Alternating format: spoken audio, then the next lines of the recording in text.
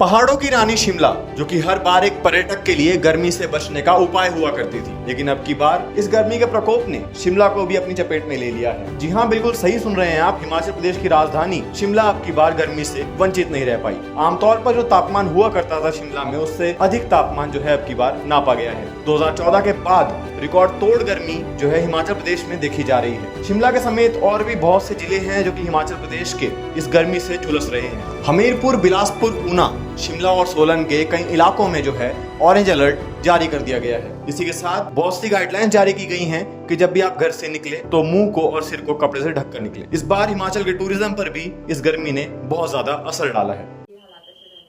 पिछले 24 घंटे में ऊना में हाईएस्ट 44.4 डिग्री रिकॉर्ड किया गया और शिमला में रिकॉर्ड ब्रेक हुए हैं।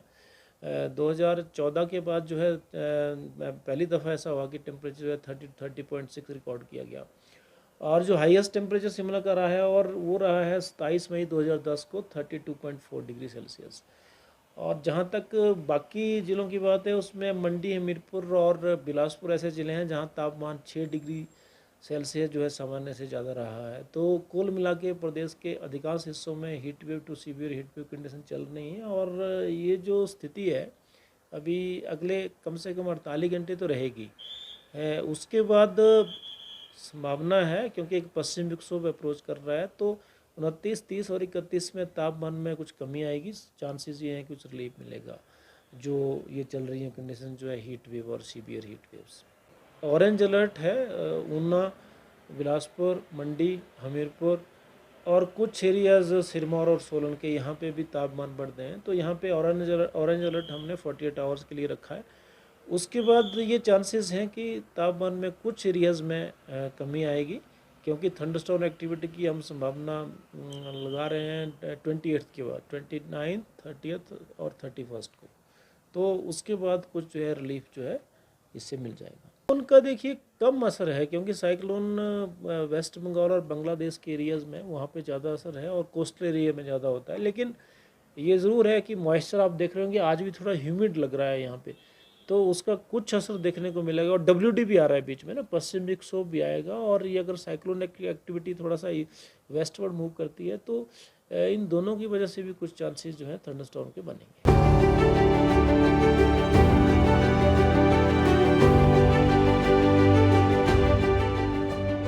पहाड़ों की रानी शिमला, जो कि हर बार एक पर्यटक के लिए गर्मी से बचने का उपाय हुआ करती थी, लेकिन अब की बार इस गर्मी के प्रकोप ने शिमला को भी अपनी चपेट में ले लिया है। जी हाँ, बिल्कुल सही सुन रहे हैं आप। हिमाचल प्रदेश की राजधानी शिमला अब की बार गर्मी से वंचित नहीं रह पाई। आमतौर पर जो तापमान हुआ करता था शिमला में, उससे अधिक तापमान जो है अब की बार नापा गया है। 2014 के बाद रिकॉर्ड तोड़ गर्मी जो है हिमाचल प्रदेश में देखी जा रही है। शिमला के समेत और भी बहुत से जिले हैं जो कि हिमाचल प्रदेश के इस गर्मी से झुलस रहे हैं। हमीरपुर, बिलासपुर, ऊना, शिमला और सोलन के कई इलाकों में जो है ऑरेंज अलर्ट जारी कर दिया गया है। इसी के साथ बहुत सी गाइडलाइंस जारी की गई हैं कि जब भी आप घर से निकले तो मुंह को और सिर को कपड़े से ढककर निकले। इस बार हिमाचल के टूरिज्म पर भी इस गर्मी ने बहुत ज्यादा असर डाला है।